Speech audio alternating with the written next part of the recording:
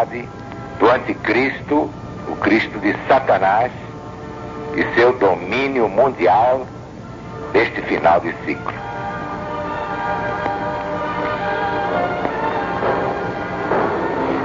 Livro do profeta Daniel, capítulo 7º, exatamente como se encontra no livro do presidente da LBV, Mensagem de Jesus para os Sobreviventes. Capítulo 7º de Daniel. Depois disto, eu continuava olhando nas minhas visões da noite, e eis aqui o quarto animal terrível, espantoso e sobremodo forte, o qual tinha grande dente de ferro, e ele devorava e fazia em pedaços, e pisava aos pés o que sobejava. Era diferente de todos os animais que apareceram antes dele, e tinha 10 chifres. Estando eu a observar os chifres, eis que entre eles subiu outro pequeno, diante do qual 3 dos primeiros chifres foram arrancados.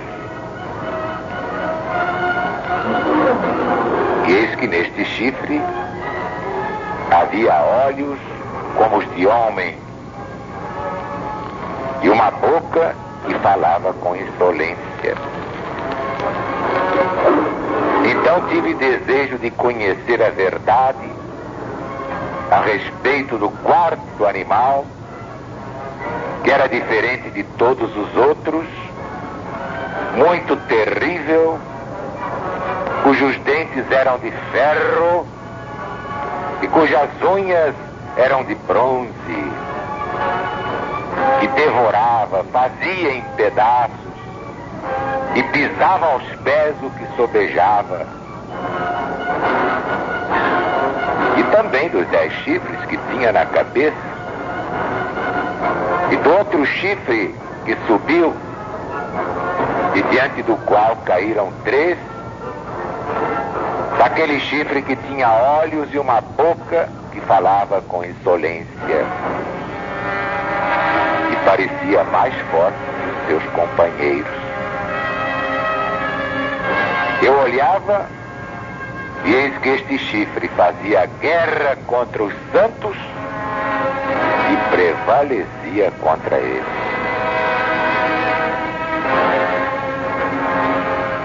Meus amigos, meus irmãos, isto ainda vai acontecer.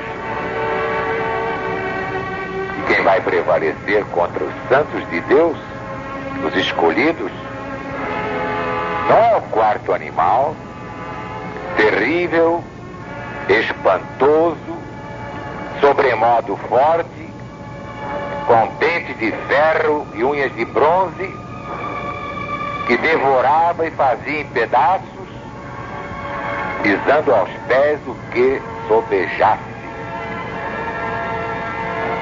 Quem vai fazer guerra contra os santos de Deus, contra as ovelhas do rebanho único, e prevalecer contra eles, claro que transitoriamente, é o pequeno chifre que arrancou 3 dos primeiros chifres do quarto animal, espantoso e terrível, sobremodo forte, com dente de ferro e unhas de bronze.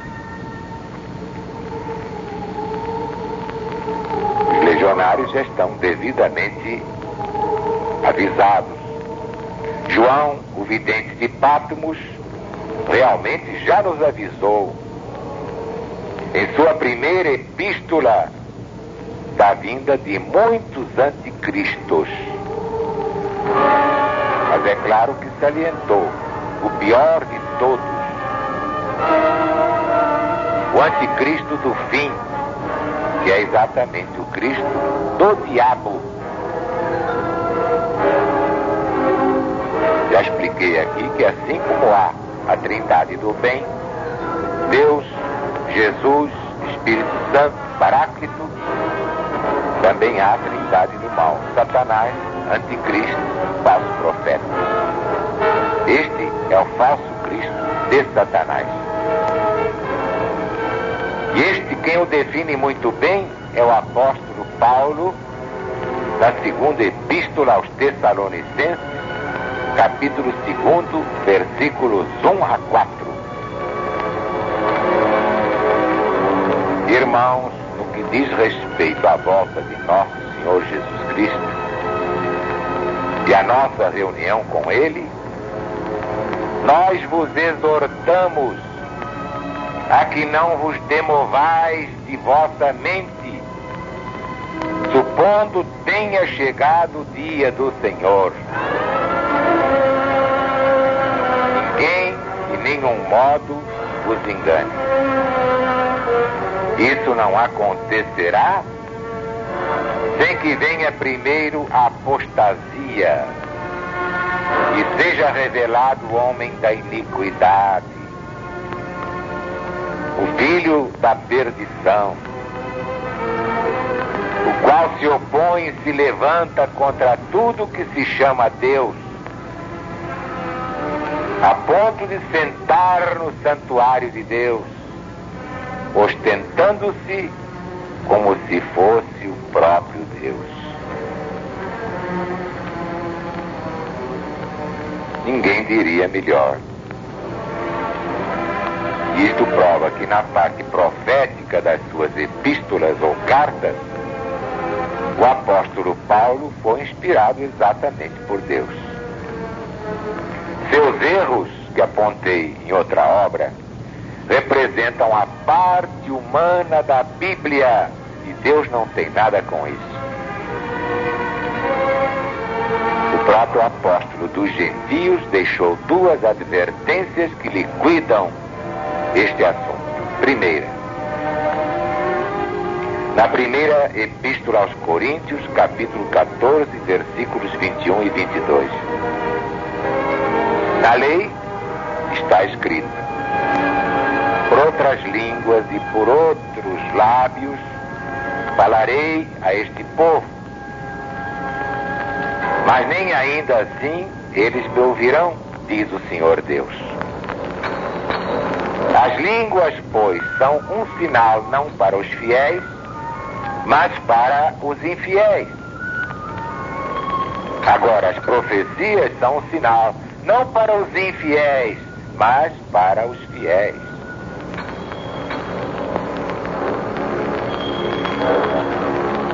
Profundíssimo, só podia ser de Deus. Vejam bem.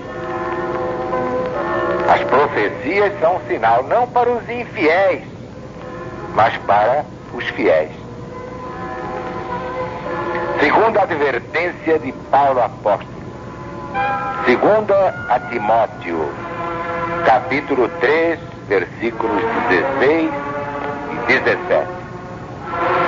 Toda escritura divinamente inspirada é útil para ensinar, para repreender, para corrigir, para formar na justiça, a fim de que o homem de Deus seja perfeito, apto para toda obra boa.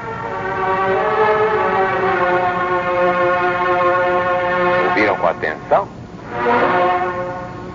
Toda, isto é, qualquer escritura, porque não está escrito aqui toda a escritura, toda a Bíblia. Aí seria irremediável, seria a Bíblia toda. Mas não. Toda escritura, toda sem o A escritura, senão seria toda ela de Deus, mas não. Toda escritura, qualquer escritura divinamente inspirada é útil para ensinar, para repreender, para corrigir, para formar na justiça, a fim de que o homem de Deus seja perfeito e apto para toda obra boa. Então está aqui bem claro, não é toda a escritura. O que é de Deus é a parte profética. Os profetas foram apenas médiuns psicógrafos. Nem eles sabiam o que estavam profetizando. Por quê? Porque a profecia não era deles, era de Deus. Como quando Jesus diz: Aru, escreve aí. Eu escrevo e depois é que vou saber o que é que ele quer. Não, nós somos meros e ordinários instrumentos, nada mais que isso. Aí está o valor da pregação da LPV, que faz este discernimento fundamental. Há a parte divina da Bíblia, essa é eterna, e a parte humana da Bíblia. Deus não tem nada com isso. A parte profética, a divina, é infalível, porque vem de Deus. Agora a parte humana está cheia de fantasias, porcarias, como todas as coisas que saem da cabeça do homem. O homem tem fantasias, porcarias, não poderia deixar de tê-las na própria Bíblia. Mas Santo Agostinho, referindo-se à Bíblia, afirmou que é uma espécie de impiedade não ler aquilo que por nós e para nós escreveu a mão do próprio Deus. Coitado de Santo Agostinho, enganou-se redondamente. Deus não escreveu a parte humana da Bíblia, escreveu a parte divina, mas não a parte humana, que do contrário nem eu acreditaria em Deus.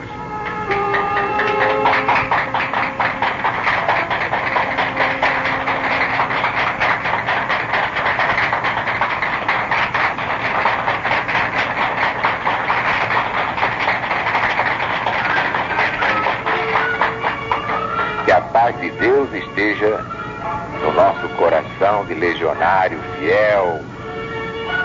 E todos aqueles que se afastaram, estão com vergonha de voltar, deixem a vergonha de lado e voltem. Tratem de salvar suas almas, porque Deus está presente.